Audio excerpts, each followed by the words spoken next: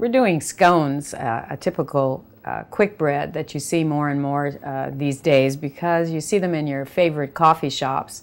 And the first time I had a scone was in a very exclusive tea shop in Los Angeles, and I have been in love with them. But a lot of people are not aware that they're actually a little sweet biscuit, and they're made to be eaten with butter, clotted cream, and so on. But they're a quick bread because they're leavened, or they rise because of baking powder. So what I would like to show you first is how I measured these things. And I use a scale rather than cups and so on, volume measure. And the reason for that is even a measuring cup is stamped and it's not accurate. So if you see on here, this measuring cup, I want 13 ounces of milk. But if I use this as a guide, the numbers as a guide, I would have put way too little in here. So what I did was I used the scale, and we get the scale to 0, and then eventually I zero this out by pressing a button, and then using just the reading on the front of the scale, I then can pour my 13 ounces. So we want to be accurate because in baking, accuracy is the key, and you cannot trust your volume measurements because of that. You just want to trust your scale, your digital scale. Okay, so we've done that, and I'm going to be actually for this mixing my eggs. We mix we're going to be doing a quick bread using the biscuit method. And the biscuit method is different than the muffin method, which we'll go over at another time. And what we're doing, very fresh eggs here, because we want to break up those yolks. Another way you could do it is mix the eggs first, perhaps, but here we go. So we want to get our cold, they have to be cold, liquid ingredients ready. And what I have here is 12 ounces of bread flour, 1.5 ounces of baking powder, this is our leavening, 6 ounces of all-purpose flour, and 6 ounces of cake flour. And you can always tell the cake flour because in this case it's whiter than the all-purpose flour. So cake flour is always refined and very white. So we're putting all of our dry ingredients together here. And then we have 6 ounces of sugar in here. And then we have 3/4 teaspoons cloves and 3/4 teaspoon nutmeg, 2 1/4 teaspoons of cinnamon, and 3/4 teaspoon salt. So we're going to put all of our spices in here because we're making spice scones. And then we're going to take what's called a pastry blender, and we're going to blend these. Now, scones have become really popular in the coffee shops now. You get the big scones, and many times they're triangular, which is what I'm going to show you how to do a little bit later. Now for the biscuit method, which we're doing, rather than having a liquid oil, we cut our fat is cold. So I have 9.5 ounces of butter, sweet unsalted butter, and I'm going to use my pastry blender here, and I'm going to cut in the butter so that this is going to look like coarse meal. And so what that means is that I'm surrounding the bits of butter with flour. You don't want to do it more than that because then the butter will surround the flour and then we'll get something different. So you want this to end up with a coarse meal look. So this takes a little bit of time and patience, and I'm turning the bowl here. I've been doing this cutting and turning for about 5 minutes, and you always periodically want to sort of clean your pastry blender. And I also wanted to say something about the design of a pastry blender. There are different ones, and I prefer the ones with the long wires on it because the food is less likely to get caught in there, and they're just easier to clean. So, okay, now the next thing we're going to do is add 6 ounces of raisins, and I have dark and light raisins, and you can add all kinds of things, all kinds of dried fruit to scones. It kind of depends, dried cranberries and so on. And again, we've added the spices, so this gives it a little extra touch. Now this formula makes quite a few scones, and they're beautiful that you can freeze them, and then you can just warm them up again. So you can have a whole week's worth of scones, and you know, for breakfast or brunch or something like that. Okay, so we have to mix in the additional fruits right after the cutting in situation, and then now what we're going to do is make a well in the center, and we're using just a common dinner fork, preferably stainless steel. Even silver reacts with some of the food, so we want to use a stainless fork. And again, we're going to add our cold liquids. So we have egg and milk here. We're going to pour it in here. Okay. And then we're going to take the fork and draw this in big motions, turning the bowl. We're going to end up with a dough. Now baking powder, this is double-acting baking powder that I'm using, and this does not react with water. If I were using baking soda, it would react with water right away, but baking powder needs heat to do most of its work. So I'm going to come up with a fairly sticky dough here. Okay, and now we're going to take our bowl scraper, a handy gadget, and some flour. And we'll see. We might need some extra flour here, actually. And we're going to pour this out onto this. This actually looks moist. Okay. And we're going to knead this, and we might need to flour our hands a little bit, but we're going to start with this, with the bowl scraper, and we're going to knead this. So we're going to knead this about 12 times, 12 to 15 times, making it into a smoother dough, and also creating layers of fat and flour so that they're going to be extra light. Okay, so I'm bringing a little extra flour in lightly, and I'll just take this and put this in here like this.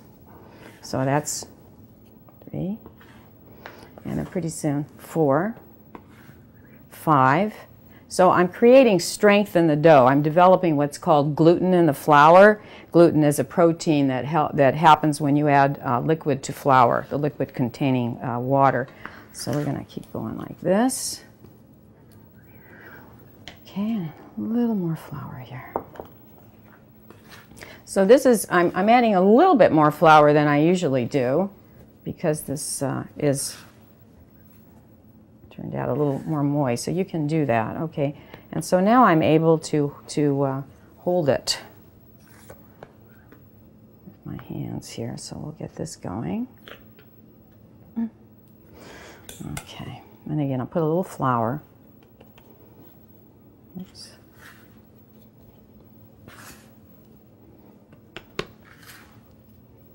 Okay, I'm just wanting to get it to a dough that is not quite so sticky. And we're going this, we're almost done.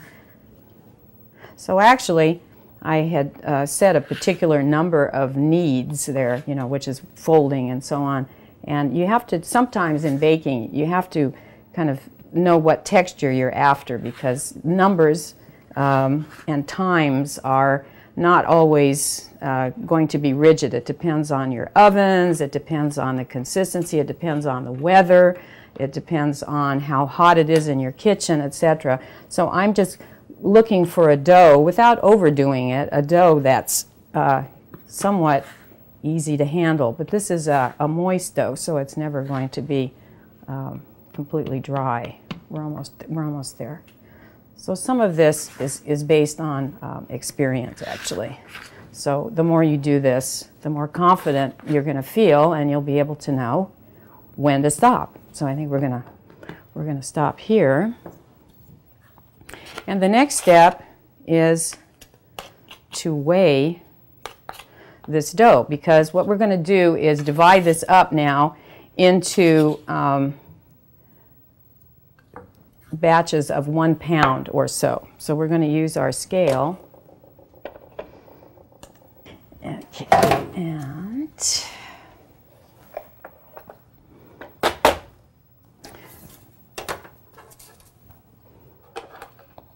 okay, we're going to zero this out.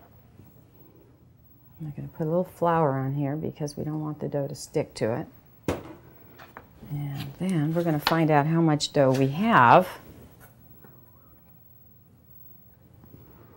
And it's about 4 pounds. So that means I can make 4 1-pound portions. Put that back on there.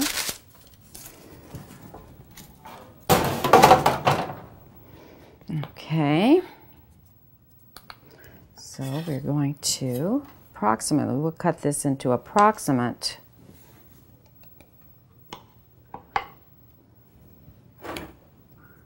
And actually, it's a good practice actually to clean your knife and then flour it every time you make a cut. It makes it thick, it makes it much neater.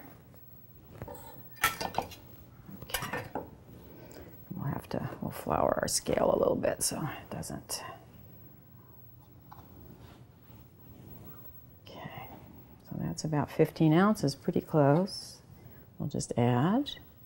All right.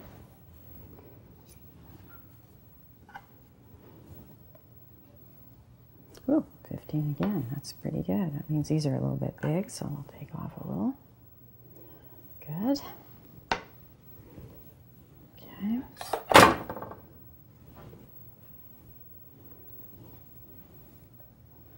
Alrighty. Good. Perfect. Okay, so we have 4 equal portions, and what I'm going to do is round this, and what I'm doing is just pulling the dough under like this. Okay. Oops. A little trick, by the way, my hands are covered in dough and we don't want to incorporate that, so clean your hands with flour. You don't have to use a washcloth. Little baker's trick. Okay. And then this will scrape off. Okay. So we don't want to add that.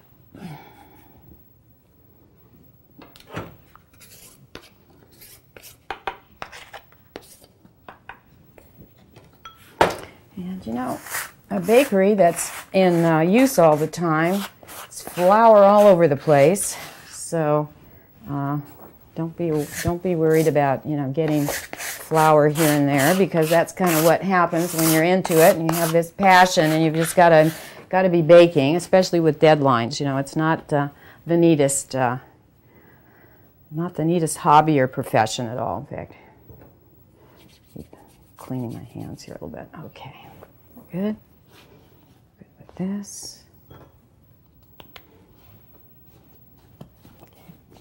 So we've got 4 kind of rough rounds, but that's okay. Okay, now what we're going to do is make wedge-shaped scones. So we're going to, again, flour a bit, and we're going to pat these into, and I use a drafting ruler. It's got a little floury. We're going to make these approximately 3/4 of an inch high. So I use this. This is good. And we're going to bring this over a little bit. I'm going to make another one. Just don't want these to stick. Okay.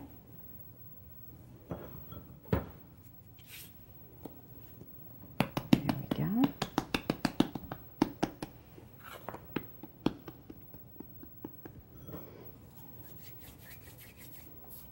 All right. We're going to cut these into wedges, 8 wedges. So half, quarter, and then you want to clean your knife again. A little flour. There. And now we have 8 approximately equal scones. And what we're going to do is put them on our sheet pan that has parchment paper on it. I love parchment paper because then it keeps the cleaning of your pans a little bit easier. And we don't want these real close together because we want them to be wedges.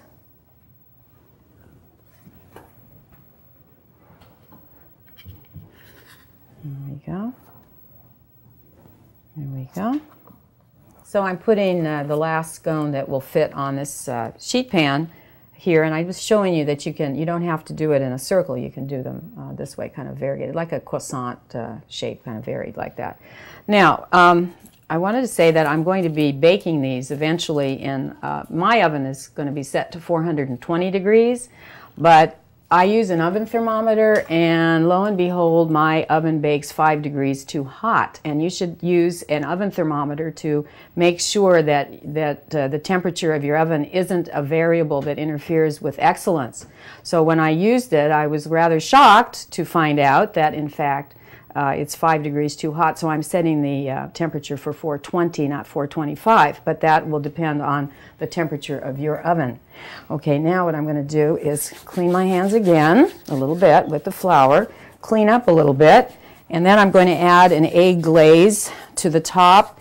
And an egg glaze is just what I use today is just egg that's beaten, and we're just going to add that for shine and a little color. And I'm going to bake these scones from 15 to 20 minutes, depending. So we take a little beaten egg, pastry brush, not too much, just a little bit here on the top, and lightly. Okay.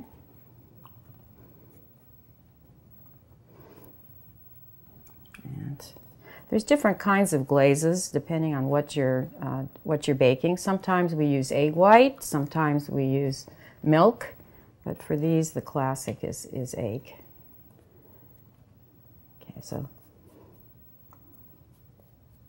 Okay, so now these are ready to put into our oven, and these will bake 15 to 20 minutes. At 15 minutes, you look at the oven and you look in and you see if they're even. If not, you then turn the sheet pan around in your oven so that the heat is even, and then you would add 5 more minutes. Okay, you want a nice deep golden brown. Okay, here we go.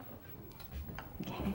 The scones are cooling, and while that's happening, I'm going to make the glaze for you. This is 1.5 pounds of powdered sugar. I've made a well in the center, and I'm putting 8 tablespoons, 3, 4, 5, 6, 7, 8, and the idea here is you're going to take a wooden spoon. It's softer and it kind of grabs the sugar, and I'm going to mix the sugar in here kind of slowly until it dissolves, and I'm going to end up with a thick glaze on here that's just sort of opaque. As you can notice in here that it's clear, but when I'm done with this, it's going to be smooth and white.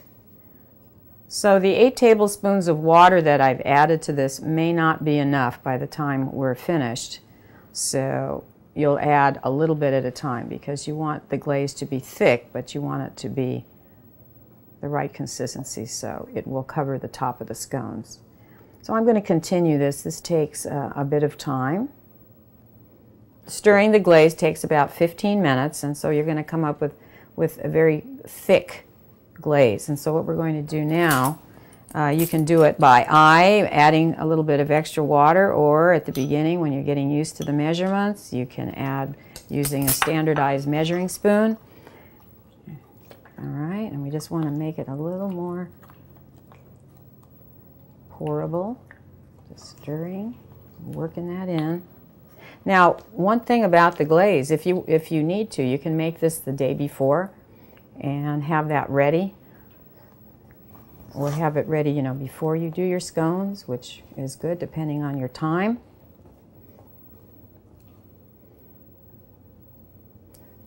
Okay, this is looking good. We see the ribbon here, and when I lift this up, we have a ribbon. We don't want to have the ribbon disappear. That would mean that it would be too thin. So that ribbon is what I see when I let it drop, so it doesn't disappear really fast. It's perfect. Okay, now we're going to add 2 teaspoons of maple flavoring. And I have to say, I have to admit that ideally you should use extracts instead of flavoring, because many times the flavoring will leave an aftertaste because they're chemicals that simulate the actual thing, like vanilla flavoring, for example, isn't really vanilla flavoring. Those are chemicals. But in this case, I'm adding maple flavoring, and I have to admit that as a kid, my mom used to make a maple spice cake with a maple flavor, a spice cake with maple buttercream, and I just love the flavor, and I don't notice an aftertaste with this. So we want it to be really, really mapley. So I don't follow the rules all the time. Okay, so we'll make this. And this is extremely aromatic, which adds to the delectability of these scones.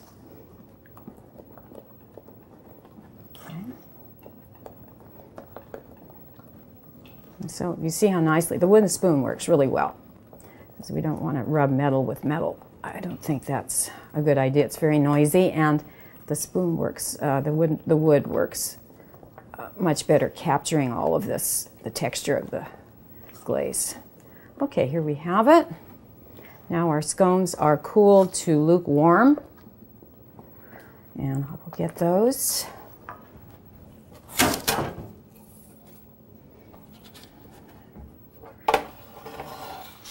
So I have, again, some parchment paper, which, again, helps the cleaning of this next process.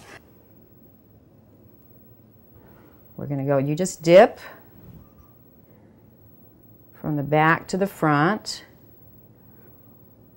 and just let that drip off. And so the parchment paper is going to prevent, just lightly, because this spreads just a little bit. And some of the scones are bigger than the other, which is okay. We want to cover the top here. Just let it drip out naturally. And let's see, I have this little space right there. I want to cover that. It just means a little extra for that one. Okay. And then this will set up, and you can serve them. If you do this when the scone is too hot, first of all, the scone will fall apart. And secondly, the glaze will melt, and you will have a very thin layer, and that means you're going to have to glaze them again, which is, you know, time-consuming. But